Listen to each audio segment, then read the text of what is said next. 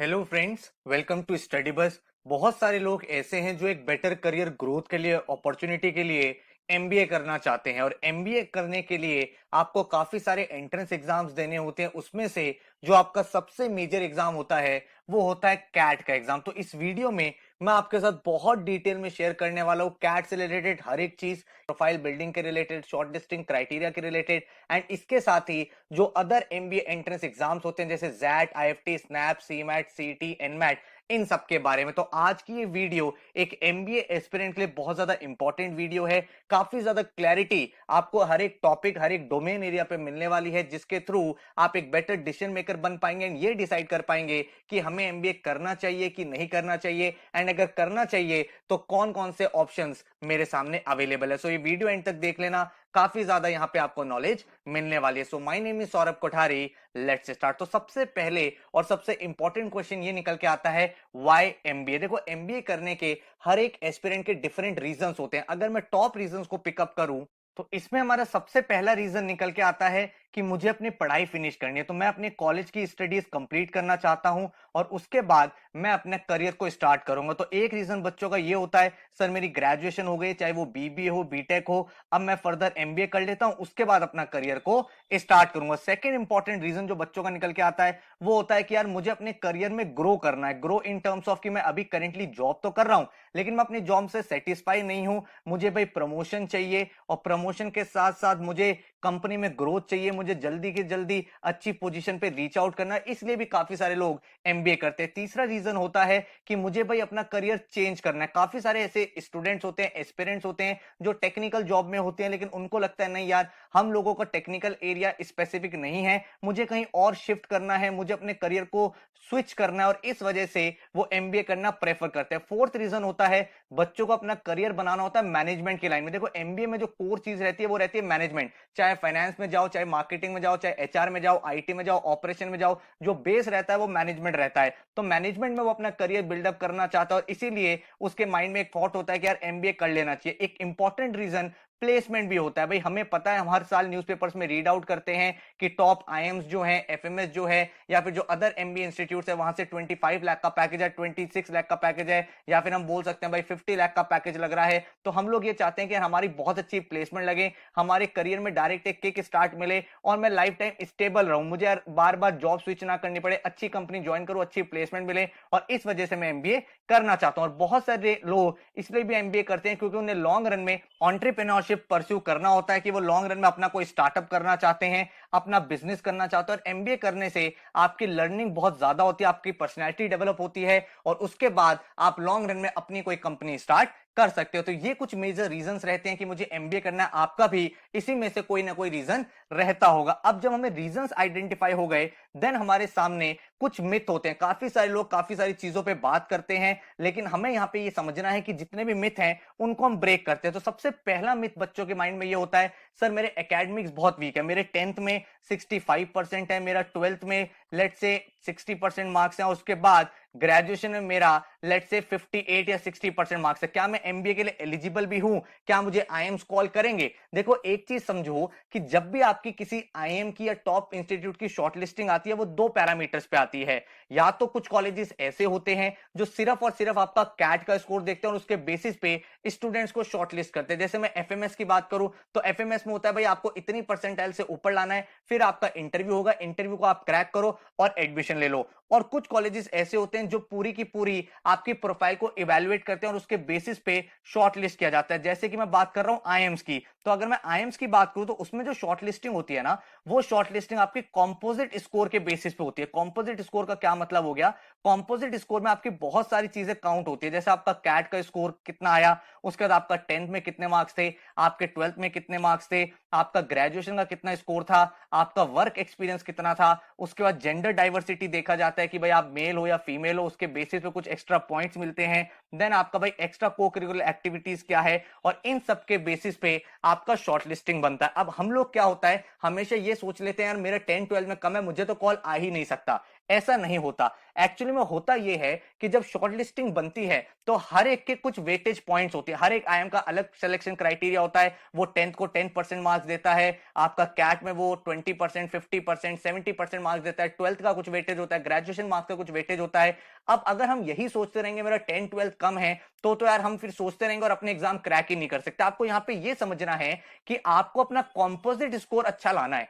आप composite score लाने के लिए अगर आपका 10-12 का स्कोर ऑलरेडी अच्छा है, that is an added advantage. But अगर आपका 10-12 ग्रेजुएशन अच्छा नहीं है तो वो कोई नुकसान वाली बात नहीं है, उसके बाद भी आप कॉल ला सकते हो। आप कैट में अच्छा स्कोर कर लो ना, आपका बाकी में कम है लेट से, तो आप अपना कैट में अच्छा स्कोर कर लो, और अगर आपने कैट में अच्छा स्कोर कर लिया तो बाकी सारी चीजें कॉम्पनसेट हो गए, आपको कॉल आ जाएगा। अगर आपका ऑलरेडी 10-12 अच्छा है तो that is well and good, हो सकता है आपको एक दो कम परसेंटाइल पे ही एमबीए कॉलेज से कॉल आ जाए। तो इस तरह से आपकी चीजें वर्कआउट करती हैं। तो आप बिल्कुल भी ये मत सोचना कि भाई मुझे तो कॉल आ ही नहीं सकती क्योंकि मेरी प्रोफाइल बेकार है, ये गलत चीज है, ऐसा नहीं होता। इसके अलावा जैसे कि मैंने आपको बताया, बहुत सारे ऐसे कॉलेजेस हैं जो आपका प्रोफाइल देखते ही नहीं, वो सिर्फ और सिर्फ आपका कैट का स्कोर देखते हैं। चाहे आप एफएमएस की बात कर लो या फिर आप दिल्ली यूनिवर्सिटी के कॉलेजेस की बात कर लो, इसमें आपका वही प्रोसेस रहता है। और जो प्रोफाइल बेस होते हैं उसमें आपके कुछ कॉलेजेस होते हैं जैसे आईएम्स हो गए जो आपकी सारी चीजों को इवेलुएट करता है, एसपी जैन हो गया जो आपकी सारी चीजों को कंसिडर करता है। तो आपका जो फोरमोस्ट गोल होना चाहिए वो ये होना चाहिए कि जो आपका एंट्रेंस एग्जाम है वो आपका अच्छे से अच्छा और वहां पे आप मैक्सिमम स्कोर कर पाओ, ठीक है।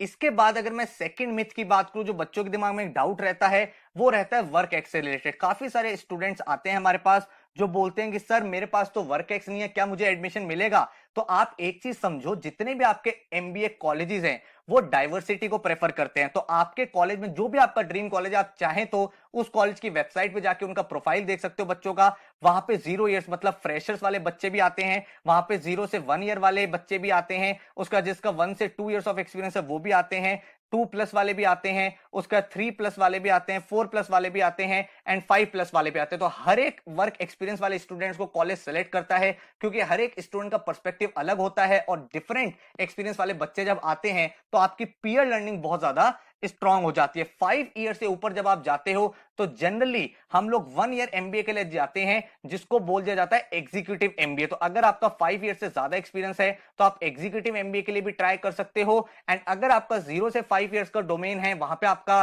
वर्क एक्सपीरियंस फॉल होता है, तो आप नॉर्मल एमबीए 2 ईयर एमबीए के लिए जा सकते हो। वर्क एक्स है ना, कोई मैंडेटरी नहीं होता है। अगर आपका वर्क एक्स है तो भी आपके पास उतने ही चांसेस है कि आप एक अच्छे एमबीए कॉलेज में जा पाओ, और अगर आप एक बिल्कुल फ्रेशर हो तो भी आपके पास उतने ही चांसेस हैं कि आप एक ड्रीम इंस्टीट्यूट में लैंड कर सकते हो, ठीक है। तो इस चीज को लेके डाउट एकदम क्लियर कर दो कि भाई वर्क एक्स होगा तभी मुझे एमबीए में एडमिशन मिलेगा, ये बिल्कुल गलत बात है। इसके बाद अगर मैं थर्ड पॉइंट की बात करूं तो बच्चों के दिमाग में थर्ड मिथ ये रहता है, सर मेरे सामने सिर्फ एक कैट का ही एग्जाम है, अगर मेरा कैट एग्जाम अच्छा नहीं हुआ तो मुझे एमबीए मिल ही नहीं सकता। देखो ये बात भी एब्सोल्युटली गलत है। आप एक चीज को समझो, आपका एंड ऑब्जेक्टिव है एक अच्छे एमबीए कॉलेज से अपनी पढ़ाई करना, आपका चाहे वो कैट के थ्रू हो या फिर अदर एमबीए एंट्रेंस एग्जाम। तो अगर एमबीए एग्जाम्स की मैं बात करूं कैट के अलावा, तो आपके सामने जैट का पेपर होता है, आपके सामने आईएफटी होता है, आपके सामने एनमैट होता है, उसके बाद स्नैप का एग्जाम होता है, उसके बाद अगर आप देखोगे सीमैट का पेपर होता है, सीईटी का पेपर होता है,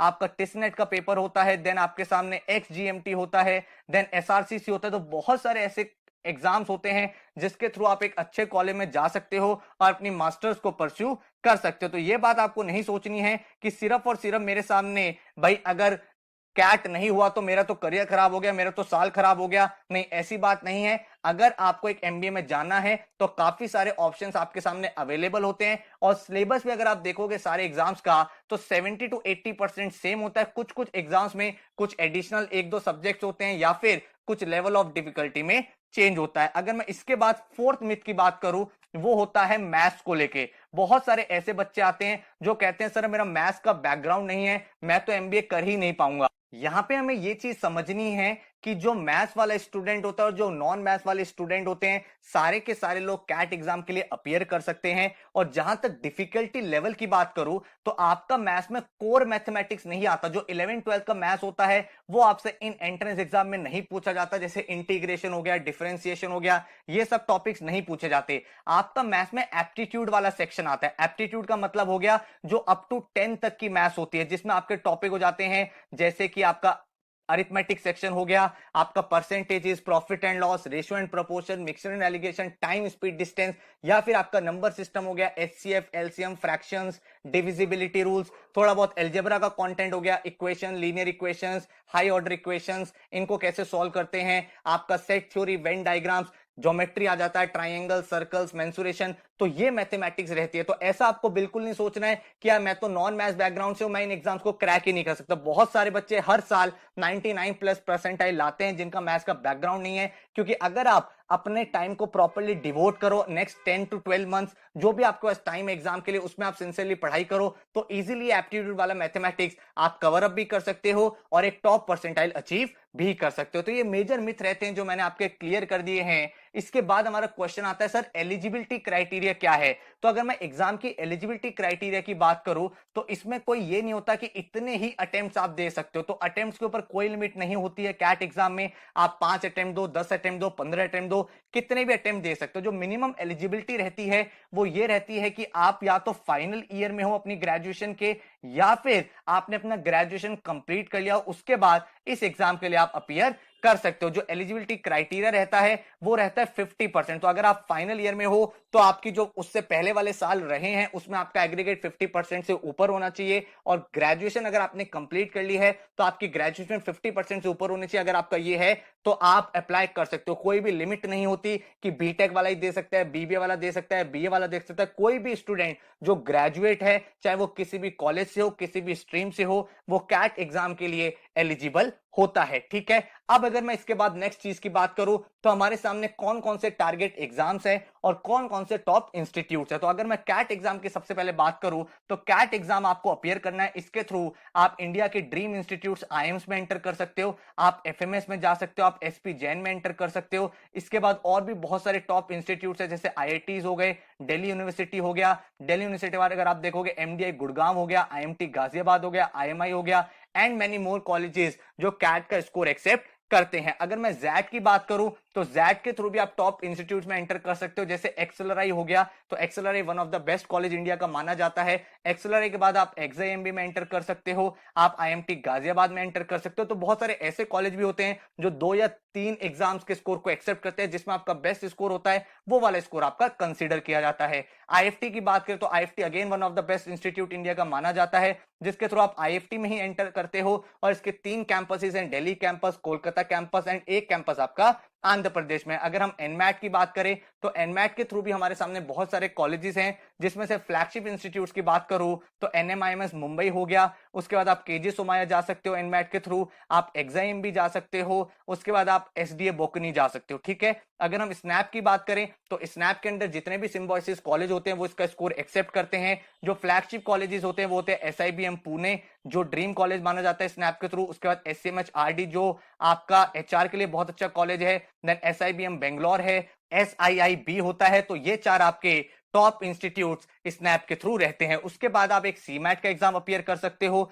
सीमैट के एग्जाम की अगर मैं बात करूं तो इसके थ्रू आप जेबीआईएमएस हो गया, आप सिडनम हो गया, उसके बाद आप ग्रेट लेक्स इंस्टीट्यूट हो गया, ग्रेट लेक्स के बाद आप जीआईएम एंड बिमटेक ऐसे कॉलेजेस में एंटर कर सकते हो जो अच्छे कॉलेज माने जाते हैं। उसके बाद अगर मैं टिस की बात करूं तो इसके थ्रू आप टिस में ही एंटर करते हो। टिस में बहुत सारे कोर्सेज होते हैं, जिसमें से जो एचआर वाला कोर्स है वो इनका फ्लैगशिप कोर्स माना जाता है। देन हमारे सामने सीटी आता है।